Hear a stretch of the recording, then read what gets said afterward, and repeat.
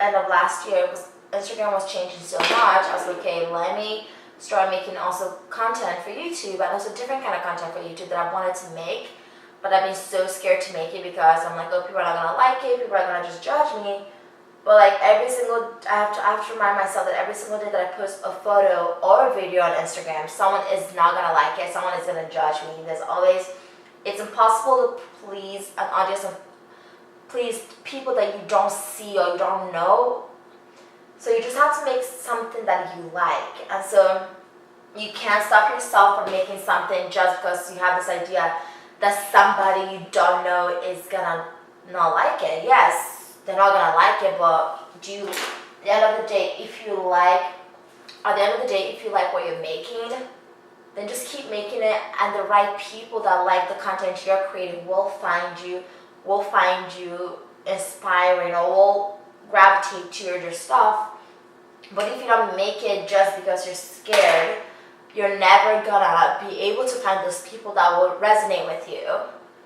And so it's just like a constant reminder, because I feel like, especially being in LA, where it seems like everyone you meet is an influencer or is a content creator or wants to be a content creator, you can't help but to compare yourself to someone else's work, or like to someone else's success as a determination of your own success.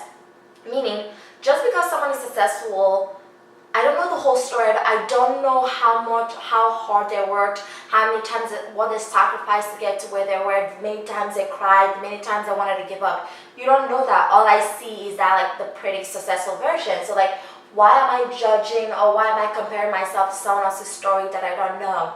In life, we all have our own separate lanes that we're driving, and if I'm looking over at someone else's lane, I'm never gonna get to where I need to go because I'm just looking at someone else's lane. So I remind myself that I constantly stay on my own lane. I work and I collaborate with people that are like-minded like me, or like, especially I like to collaborate with really strong women that are trying to do something different in this industry. And just understand that this industry is here, and it gives us a platform, it gives us a place to have a voice, and it's better to be a community than a competition, because there's so many different brands, there's so many different audiences, there's so many different human beings in this world that we all can reach them and they all can like us. It's not like we're all competing for one single person to follow us or one single brand. No, we're all working together to create content that masses and people will enjoy. So like, why compete? So I love especially when I go to events and I get to interact with really, really sweet women, as strong, powerful women that are just genuinely just like happy to meet you, not like, oh my gosh, who's this person? Am I gonna compete with them? And especially coming from like the modeling and acting side of the world, where like I go to auditions sometimes, and I go into the room like super like excited to be there, and then I get there and every single woman looks like me. The same size, the same hairstyle, and that's when you start questioning, oh my gosh, I'm not original, I am not unique anymore, because literally everyone looks just like you. And typically you're 20 girls that looks just like you, you're all competing for the same role. So to me, that is what it's a competition. You can also meet so many amazing women on set that look like you, that you can work with, work on projects. And like, let's say you're working on a job and someone asks you, hey, can I hire you for something, but you don't have time to do it, but you know there's a girl that looks like you and you're friends with, you can reach out to them. So like, even though there's a competition level, there's always a collaborative level within that system, because it's a bunch of women, it's a bunch of creatives that just want everyone to be successful. So like, there's no reason to like hate on someone else's success, because just because someone else is succeeding does not mean you're not succeeding. It just means you're in a different chapter of life than that person is, and it's okay. Like, everyone has a different story, everyone has a different journey, and you just have to remember, instead of be like, oh, why is this not working for me? Why is this person all of a sudden getting more popular or whatever? Like, just remind yourself that, like, just keep working hard, just keep doing what you're doing, and keep doing it better than you did yesterday, the next. Just keep improving on what you're working on and your craft and what you're passionate about, and you get to the point where you're successful. But if you're so focused on competing with someone else, if you're so focused on competing with someone that you don't really know, someone that is just also working, not sleeping, you're never gonna make it, because you're literally just looking at someone's success and like, why is that not me?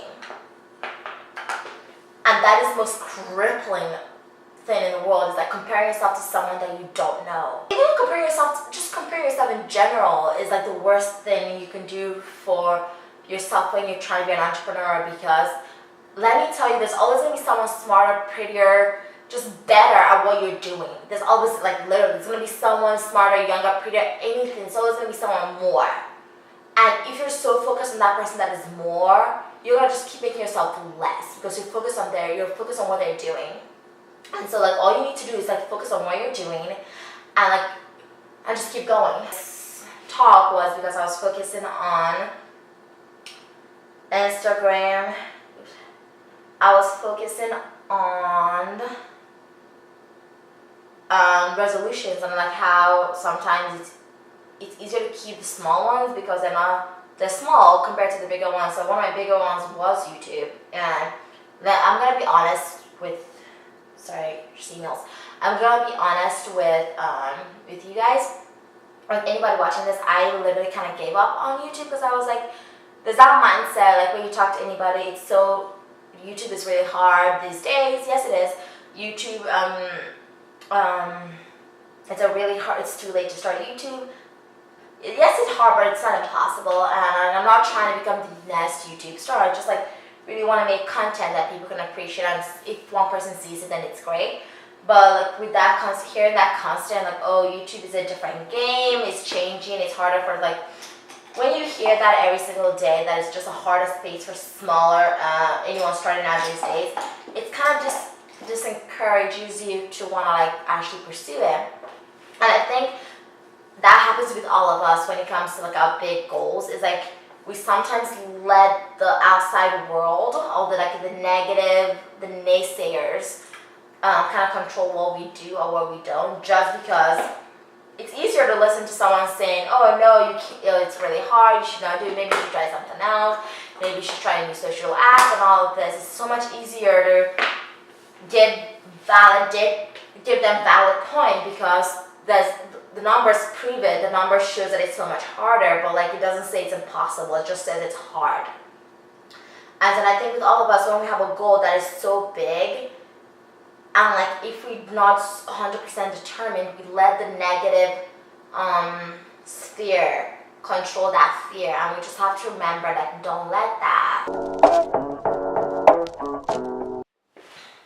Okay, so I finished with the makeup. I ended up creating more of like a bold and dramatic look than I expected, but it turned out different.